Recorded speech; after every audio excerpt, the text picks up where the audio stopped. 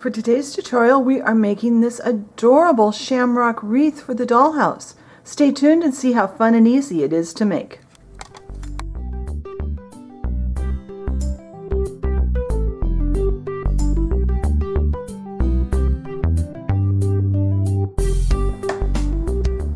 Alright, so here are all of our pieces cut out with the pattern. And ignore the fact that some of my pieces are flat on one side. I didn't realize I'd put a piece of paper that was too small in. But that's okay. The only one it really shows on is this one, and it will be hidden behind the rest of them. So what do we have here? We have 4 rings, which we're going to build our wreath on. We have 24 shamrocks, which this time we're only going to layer them in sets of 2. They're all identical. So pair them up, glue them together, and you'll have 12 sets of shamrocks. And then we have 3 of these little pots, gold pots, that we are going to stack all into one stack. So let's start out. I've got some nice thick tacky glue over here, and I'm using my dotting tool. It works, I think, better than a toothpick. If you don't have one, you go ahead and use a toothpick. But I'm really finding I'm loving these cheap dotting tools that I bought.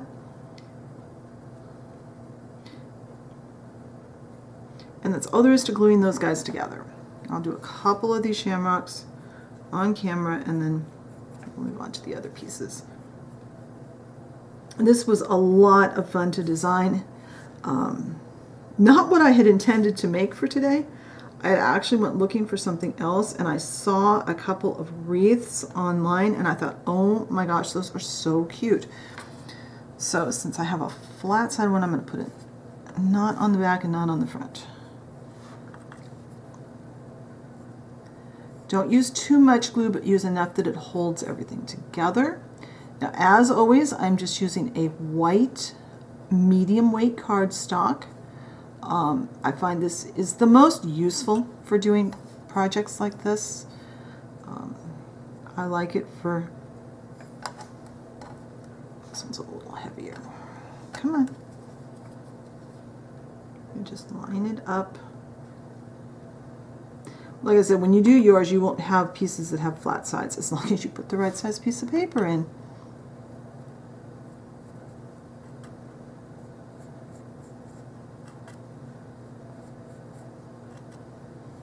So I am going to glue all 4 of these rings together, and then I'm going to go glue all 3 of those together and the rest of the shamrocks. I'll do all of that off camera so you don't have to sit there and watch me glue, which I know is not very exciting. And when this glue has completely dried, I'll come back and we will start doing our painting. So I'll see you then. All right, my glue is dried and I have put down a piece of masking tape, 2 pieces of masking tape, and put these all on there. So this will hold them still while I paint. We're going to paint the little pot black.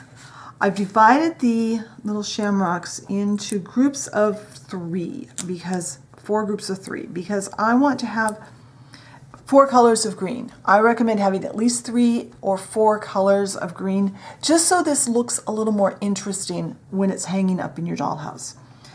I am going to paint this back ring with the same color as I paint these. So for colors, I have black for the little pot. I have these 4 colors of green, and I will have a shot of the colors on the blog post, but I've got Ceramicoat in Lime Sorbet. I have Leaf Green from Ceramicoat. I have Spring Green from Apple Barrel, and I have Anita's in Deep Green Black. I wish I had a really green, but I don't. I couldn't find one in my stash of paint. So I'm not going to bore you by making you watch me paint all of these. I'll do the little kettle first. And then I'm going to turn the camera off. I'm going to paint these.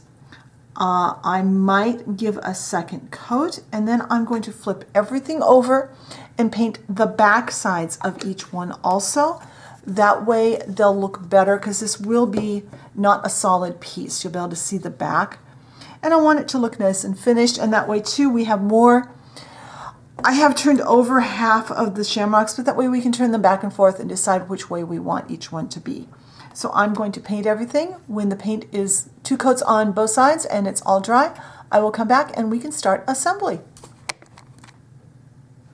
All right, everything is painted and dried, and I did change paint colors on this. I took out the Lime Sorbet because I found my bright green Folk Art multi-surface paint. It had tipped over in my paint bin and was under my Mod Podge. I was thinking I should have a pretty green that would work better than that, than the one I had. So I should have gotten my glue out before I turned the camera on, but I'm not that coordinated, not that organized this morning. So we are going to start gluing these on. Now kind of visualize where this pot is going to go. It's going to go down here. So we want to make sure we leave that area kind of free. And you can put these in any order you want. I'm going to start with a couple up here at the top. Put some glue on there, and I think, oops, this. Now if you have paint that kind of ran, kind of use your fingernail and kind of define your shape again. I was a little messy with my paint. Put that one on, that one is that direction. And don't worry about getting glue on the front because we are going to Mod Podge the whole thing when it's done.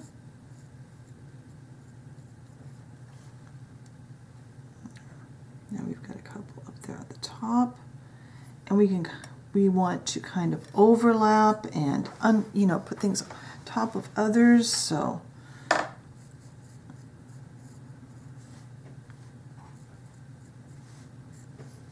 let's see, I'm gonna make sure I get. And we do want a little bit of some of the shamrocks underneath the pot of gold, but not completely. See, I think that side looks okay. Come on, come on. There we go. And you guys that have watched my videos before know that I talk to the projects. It's okay.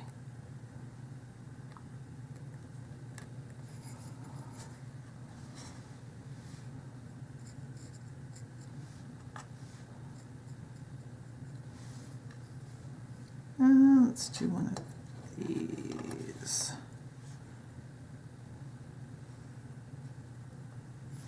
Let's see how I like this. Yeah, that's about right. So now I have I've turned them different directions, so I've got some that go each way. Probably don't want to put that one there. Put this one over here. Put one of these here.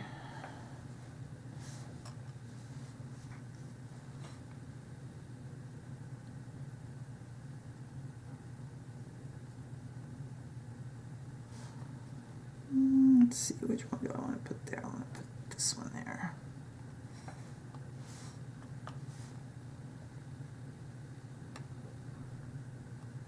And let's get this one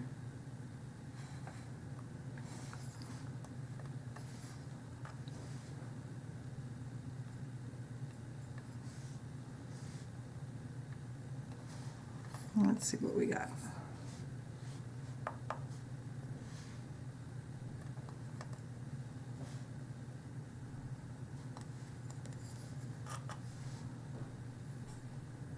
I am being totally messy with this glue today. That's okay. I will wipe off any excess glue that is on the surface here in a moment. Get everybody on there. Let's get this. I put myself some micro brushes the other day. I haven't played with them yet very much. Kind of use that to brush away some of that glue. Well, off camera, I will neaten this up a bit, but in the meantime, I have some gold glitter. I have our little pot here. Put just a little bit of glue. As we use this brush since it's in my hand.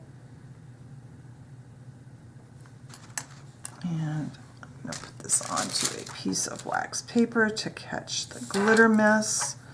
Because I don't really love glitter, but I thought it would be our best option.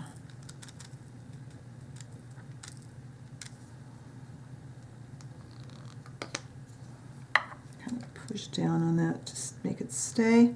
We're gonna let this dry. I'm gonna neaten this up and let it dry. And when both are dry, I'll come back and we'll put this together and go on to our next step. All right, my glue's had time to dry, and I got glitter on my shamrocks. There we go. So now we're just going to make sure we don't have any glitter where we don't want it. I covered my glue so that hopefully it stayed, yeah. I just put a little plastic dish over it upside down. That on there, this on here. And now that glue needs to dry. And when that is completely dry, we will come back and we will put a coat of Mod Podge on. So I'm going to let that dry. I'm going to dispose of this little bit of glitter. It's not enough to put back in the jar. And I'll see you when this dries. All right, all my glue is dry. I've got some matte Mod Podge out on my tray. I want to especially use it on the tray and not straight out of the bottle, because I'm probably going to be picking up some of this glitter, and I wouldn't want to get that into my jar of Mod Podge and have it on everything I do for the rest of the time I have that bottle of Mod Podge. Because glitter will go everywhere, and you will find it on everything in the future if you do that. So, and I already did the back side of this. Since we painted the back side, I wanted to make sure I sealed the back side. That way, there's no chance it'll stain anything later. All right. Now the Mod Podge is doing a couple of things.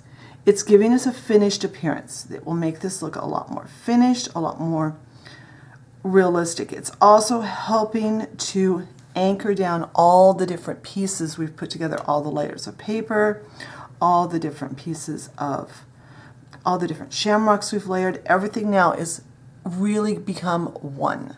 So I'm going to let this dry, and when this is dry, we'll put one finishing touch on, and then this will be ready to display.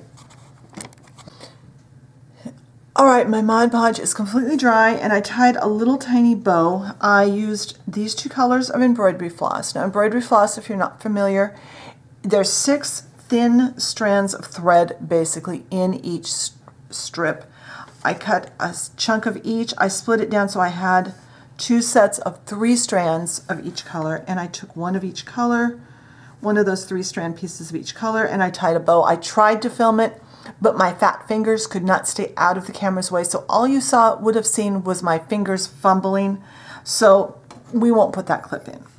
So I tied a bow. I pulled it as small as I thought would look good. I've got some tacky glue off to the side. I'm going to put a little bit of tacky glue right underneath the gold.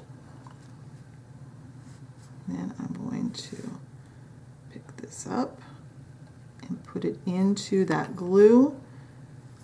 And I think I'm going to actually drip a little bit of Mod Podge over the top of the bow, just to help keep everything just the way I want it. I don't want it to move around. And also this will blend in better with our Mod Podge that's already on. So I'll let this glue dry. When this gets dry, I'll come back, we'll trim the ends, and then we can see how this looks on the dollhouse. All right, both the glue and the Mod Podge have dried, so I'm going to trim these off right about there. And this is now ready to display on the dollhouse. You can do it either inside or outside. I'm going to go place it on the front of my beachside bungalow, and then I'll bring you over there and show you how it looks. And there is our Shamrock Wreath in place on the front porch of the dollhouse. Now, I think I said earlier, this would look equally good inside or outside. I love how this turned out. I am so glad I decided to do this wreath instead of my initial idea. So be sure and check the blog post. Not only will there be photos, and I'll talk about more about how I put this together, but there'll also be the link to the free downloadable pattern so that you can make your own. If you like the video, be sure and hit the like button. Leave me a comment. What kinds of things would you like to see in future tutorials? If you enjoy my content and haven't subscribed, I encourage you, hit that subscription button and the notification bell so you know when I put up my next video. Thank you very much for watching today, and I will talk to you next time. Bye!